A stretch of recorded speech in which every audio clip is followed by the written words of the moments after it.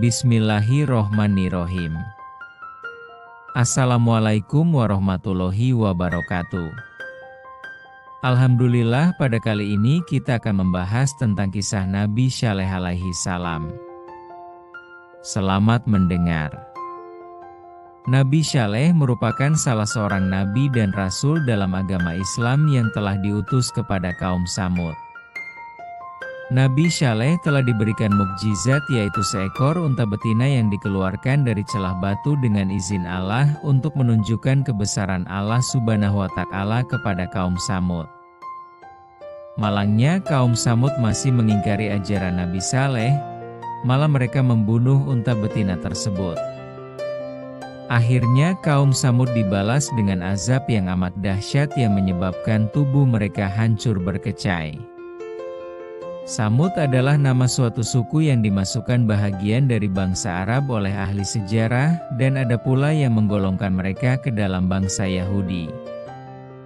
Mereka bertempat tinggal di suatu dataran bernama Al-Hijr, terletak antara Hijaz dan Syam yang dahulunya termasuk jajahan dan dikuasai suku A'ad yang telah habis binasa disapu angin taufan yang dikirim oleh Allah sebagai pembalasan atas pembangkangan dan pengingkaran mereka terhadap dakwah dan risalah Nabi Hud. Kemakmuran dan kemewahan hidup serta kekayaan alam yang dahulu dimiliki dan dinikmati oleh kaum A'ad telah diwarisi oleh kaum Tsamud. Tanah-tanah yang subur yang memberikan hasil berlimpah ruah, binatang-binatang perahan dan lemak yang berkembang biak, kebun-kebun bunga yang indah, bangunan rumah-rumah yang didirikan di atas tanah yang rata dan dipahatnya dari gunung. Semuanya itu menjadikan mereka hidup tentram, sejahtera, dan bahagia, merasa aman dari segala gangguan alam dan mengaku bahwa kemewahan hidup mereka akan kekal bagi mereka dan anak keturunan mereka. Kaum Tsamud tidak mengenal Tuhan. Tuhan mereka adalah berhala-berhala yang mereka sembah dan puja. Kepadanya mereka berkorban, tempat mereka meminta perlindungan dari segala bala dan musibah dan mengharapkan kebaikan serta kebahagiaan. Mereka tidak dapat melihat atau memikirkan lebih jauh dan apa yang dapat mereka jangkau dengan panca indera. Kaum Tsamud bermukim di daerah Al-Hijr. Saat ini daerah tersebut dinamakan dengan Madain Salih, satu wilayah pegunungan di antara Madinah dan Syam, Syria. Allah berfirman terhadap kaum Tsamud yang memotong batu-batuan besar di lembah.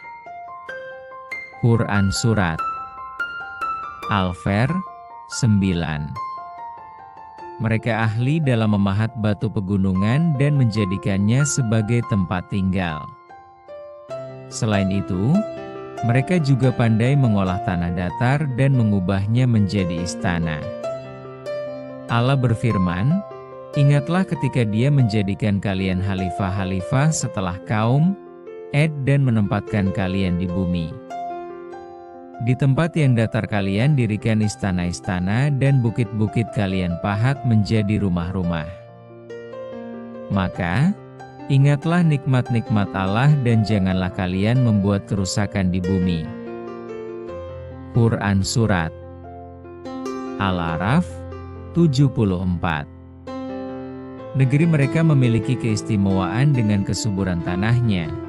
Selain posisi geografisnya yang berada di jalur perdagangan antara Syam dan Yaman. Hal itu membuat sumber kehidupan mereka melimpah dan makmur.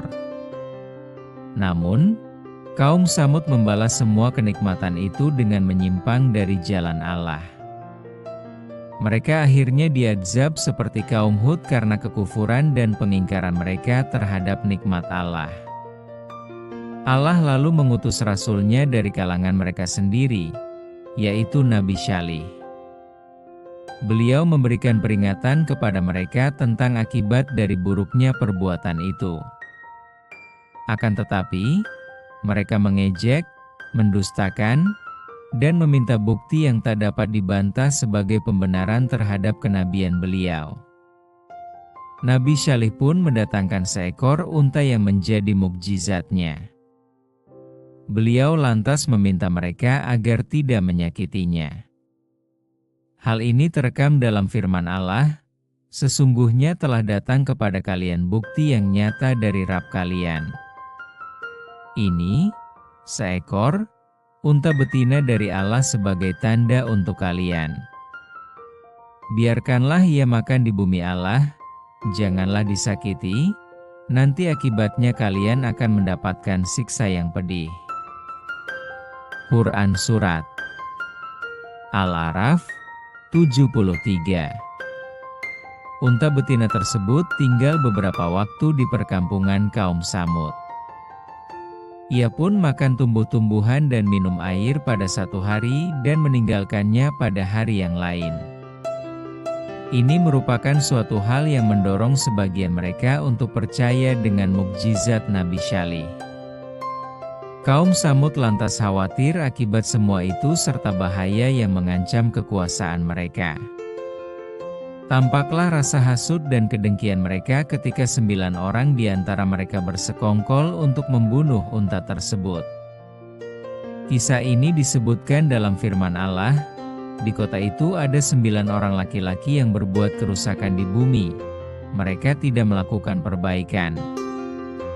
Mereka berkata, 'Bersumpahlah kalian dengan nama Allah bahwa kita pasti akan menyerang dia bersama keluarganya pada malam hari, kemudian akan mengatakan kepada ahli warisnya bahwa kita tidak menyaksikan kebinasaan keluarganya itu, dan sungguh kita orang yang benar.' Dan mereka membuat tipu daya, dan kami pun membuat tipu daya, sedang mereka tidak menyadari. Maka perhatikanlah akibat dari tipu daya mereka, bahwa kami membinasakan mereka dan kaum mereka semua. Maka, itulah rumah-rumah mereka yang runtuh karena kezaliman mereka. Sungguh, pada yang demikian itu benar-benar terdapat tanda kekuasaan Allah bagi orang-orang yang mengetahui." Quran Surat An-Naml 48-52. Demikianlah siksaan pedih yang menimpa kaum Tsamud. Semua itu akibat kekufuran mereka kepada Allah dan penyembelihan terhadap unta mukjizat Nabi Syalih. Allah menyelamatkan Nabi Syalih dan orang-orang yang beriman dari azab yang menimpa kaum itu. Keutuhan sebagian tempat tinggal mereka pun bisa menjadi pelajaran dan peringatan. Ibnu Katsir meriwayatkan di dalam tarikhnya bahwa Rasulullah menutup kepala dan mempercepat kendaraannya ketika melewati pemukiman kaum Tsamud di Al-Hijr, Madain Salih. Selain itu, beliau juga melarang para sahabatnya untuk masuk ke pemukiman mereka, kecuali dalam keadaan menangis. Di dalam sebuah riwayat disebutkan, "Jika kalian tidak bisa menangis, paksalah untuk bisa menangis karena merasa takut tertimpa azab seperti yang menimpa mereka." Umat Nabi Syaleh. Allah yang Maha Pengasih dan Maha Penyayang tidak akan membiarkan hamba-hambanya berada dalam kegelapan terus-menerus tanpa diutusnya pesuruh di sisinya untuk memberi penerangan dan memimpin mereka keluar dari jalan yang sesat ke jalan yang benar. Demikian pula Allah tidak akan menurunkan azab dan seksa kepada suatu umat sebelum mereka diperingatkan dan diberi petunjuk olehnya dengan perantara seorang yang dipilih untuk menjadi utusan dan rasulnya. Sunnatullah ini berlaku pula kepada kaum Tsamud, yang kepada mereka telah diutus Nabi salah seorang yang telah dipilihnya dari suku mereka sendiri, dari keluarga yang terpandang dan dihormati oleh kaumnya, terkenal tangkas, cerdik, pandai, rendah hati dan ramah tamah dalam pergaulan. Dikenalkan mereka oleh Nabi Saleh kepada Tuhan yang sepatutnya mereka sembah, Tuhan Allah yang Maha Esa, yang telah mencipta mereka, menciptakan alam sekitar mereka, menciptakan tanah-tanah yang subur yang menghasilkan bahan-bahan keperluan hidup mereka, mencipta binatang-binatang yang memberi manfaat dan berguna bagi mereka, dan dengan demikian memberi mereka kenikmatan dan kemewahan hidup dan kebahagiaan lahir dan batin.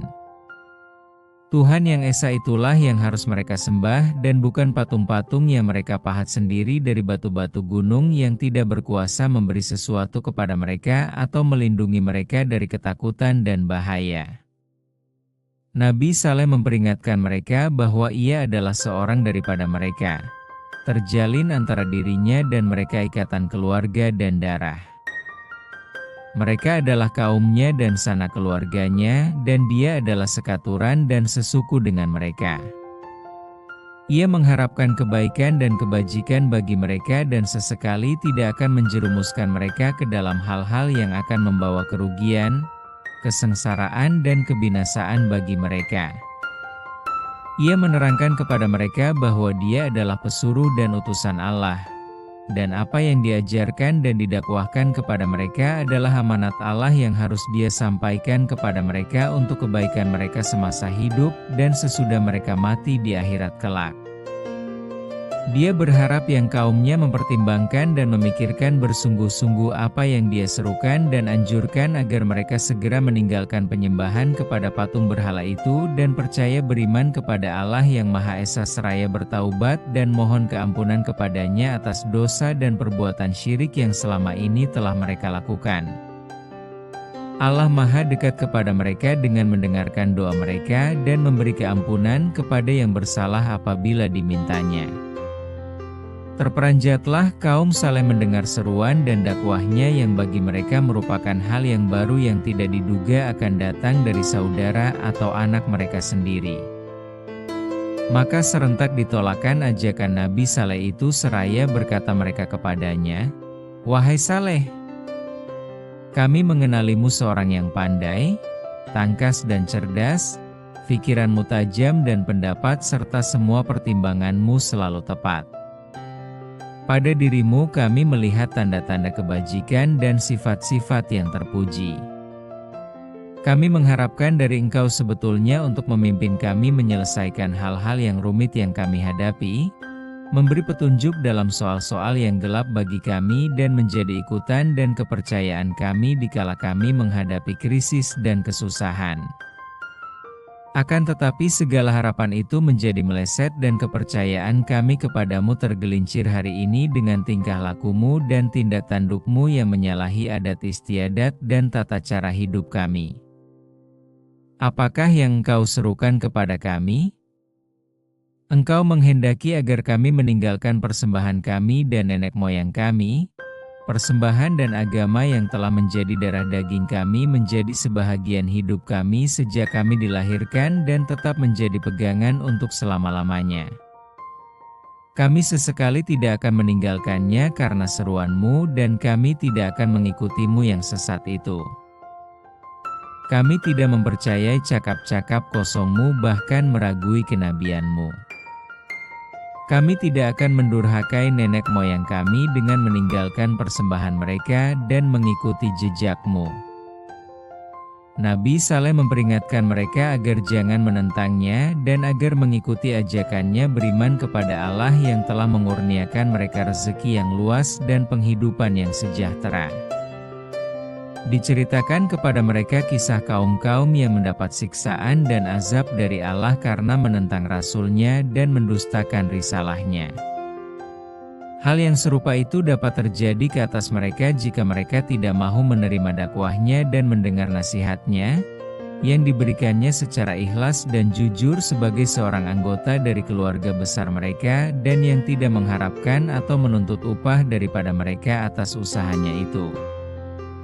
Ia hanya menyampaikan amanat Allah yang ditugaskan kepadanya dan Allah lah yang akan memberinya upah dan ganjaran untuk usahanya memberi pimpinan dan tuntutan kepada mereka.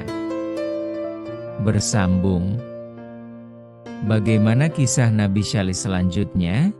Kita akan lanjutkan pada video berikutnya. Terima kasih untuk yang setia menonton dan mendengarkan. Semoga kita diberi hidayah dan perlindungan dari Allah Subhanahu wa Ta'ala. Terima kasih. Jazakumullahu khairan.